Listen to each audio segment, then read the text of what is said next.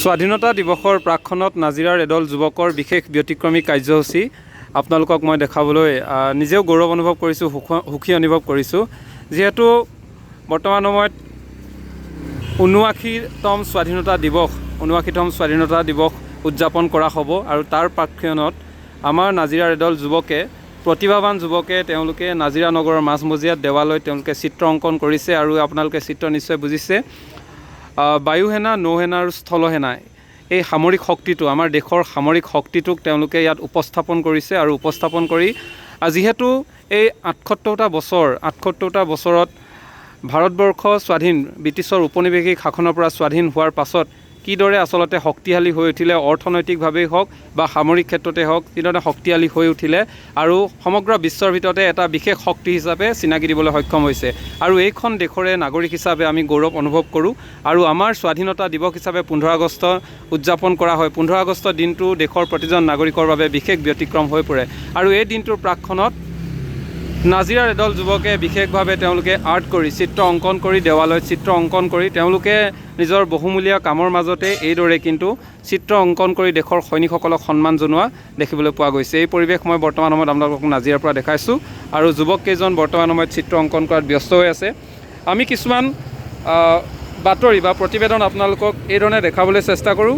আচলতে যিসকলে নিস্বাৰ্থভাৱে মানুহৰ কাম কৰাৰ বহুতো হেঁপাহ থাকে আৰু তাৰ মাজতে এই যুৱককেইজনেও বিভিন্ন সময়ত কিন্তু নিস্বাৰ্থভাৱে বিভিন্ন কাম কৰি গৈছে। আৰু এনেধৰণৰ যিবোৰ ইনিচিয়েটিভ, আৰু এই ৱালখন এতিয়া এই আৰ্ট কৰাৰ পাছত বা কালাৰ কৰাৰ পিছত যথেষ্ট সুন্দৰ হৈ পৰিব আৰু কোনো লোকে ইয়াত থু খেকাৰ পেলাবলৈ বা এই ৱালৰ কিনাৰত পেচাব কৰিবলৈও সাহস নকৰিব। সেয়েহে এনেকৈ সৰ্বাংগ সুন্দৰ কৰি আমাৰ দেশৰ সৈনিকসকলক সন্মান কৰাৰ স্বাৰ্থত এই যুৱককেইজনে যি ধৰণৰ এটা ব্যতিক্ৰমী প্ৰচেষ্টা লৈছে, এই প্ৰচেষ্টাক মই আপোনালোকৰ আগত দেখাবলৈ চেষ্টা কৰিছোঁ। আৰু কাইলৈ যিহেতু ১৫ আগষ্ট, এই বিশেষ দিনটোৰ প্ৰাকক্ষণত তেওঁলোকে এইদৰেই অতি সুন্দৰকৈ উপস্থাপন কৰিছে ভাৰতৰ সামৰিক শক্তিক। আৰু এইদৰে আমাৰ দেশৰ যিখন ৰাষ্ট্ৰীয় পতাকা, এই ৰাষ্ট্ৰীয় পতাকা সুন্দৰকৈ ইয়াত তেওঁলোকে উপস্থাপন কৰা পৰিলক্ষিত হৈছে। আৰু এনে এটা পৰিৱেশ আপোনালোকক দেখাবলৈ পাই মই গৌৰৱ অনুভৱ কৰিছোঁ। আৰু আমাৰ মাজত প্ৰহ্লাদ গগৈ আছে। মই প্ৰতিভাৱান যুৱক প্ৰহ্লাদ গগৈৰ নেতৃত্বত এই যুৱক দলে যথেষ্ট কাম কৰি গৈছে। প্ৰহ্লাদ, এইফালে চাবা আৰু কি ক'বা, তোমাৰ অনুভৱটো কেনেকুৱা? খুবেই ভাল এটি অনুভৱ। নাজিৰা নগৰখনত এনেকৈ কিবা এটা অঁকা বহুত দিনৰ পৰা হেঁপাহ এটা আছিল। কাইলৈ যিহেতু ১৫ আগষ্টৰ শুভক্ষণতে আমি আজি ১৪ আগষ্টত এই কাৰ্যসূচীটো হাতত লৈছোঁ। এন চি ক্লাবৰ ফ্ৰণ্টত এই ৱালখনত এদিন আমি দেখি পাই থাকোঁ, বহুতে ইয়াতে পেচাব কৰে বা বহুত জাবৰ জোথৰ হেৰি হয় আৰু ৱালখনো বহুত খালীকৈ দেখিছিলোঁ। সেইবাবে ইয়াতে অঁকাৰ সিদ্ধান্ত ল'লোঁ। আৰু ছবিখনৰ দ্বাৰা আমি আমাৰ দেশৰ সৈনিকসকলৰ প্ৰতি শ্ৰদ্ধা দিছোঁ। আমি তেওঁলোকক সুঁৱৰিয়ে এইখন অংকন কৰিছোঁ। ইয়াত আমি নৌসেনা, বায়ুসেনা, স্থলসেনা তেওঁলোকক আঁকিবলৈ অকণমান যত্ন কৰিছোঁ।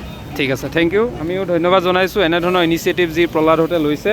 আশা কৰোঁ এইদৰে আমাৰ নাজিৰাৰ এই যুৱক দল এইদৰে আগবাঢ়ি যাওক আৰু তেওঁলোকে প্ৰতিটো কামতে, আৰু তেওঁলোকে অসমৰ ভিন্ন প্ৰান্তত বিভিন্ন আৰ্টৰ কাম কৰিছে আৰু তেওঁলোকৰ যথেষ্ট প্ৰতিভা আছে। এই প্ৰতিভাসমূহ এইদৰে বিকশিত হওক আৰু তাৰ মাজতেই তেওঁলোকে সমাজৰ বাবেও কিছুমান সৎ চিন্তা কৰি এইদৰে কিছুমান কাম কৰি যাওক। আৰু আপোনালোকে ইয়াত দেখিছে এই পেনবোৰ যিবোৰ কৰিছে, এইবোৰ তেওঁলোকৰ নিজৰ খৰচত কৰিছে আৰু এই পেনবোৰ কিমান দাম আপোনালোকে নিশ্চয় জানে। এইদৰে যদি আমাৰ উঠি অহা প্ৰজন্মই নিজৰ সমাজখনৰ স্বাৰ্থত কিছুমান ভাল কাম কৰে, তেনেহ'লে এইখিনি উৎসাহ দিয়াটো আমাৰ প্ৰতিজনৰে কৰ্তব্য বুলি ভাবোঁ। আৰু সেয়ে এই ভিডিঅ'টো আপোনালোকলৈ এৰিলোঁ। কেনে লাগিলে জনাব আৰু ভাল লাগিলে শ্বেয়াৰ কৰিব বুলি আশা কৰিলোঁ। ধন্যবাদ।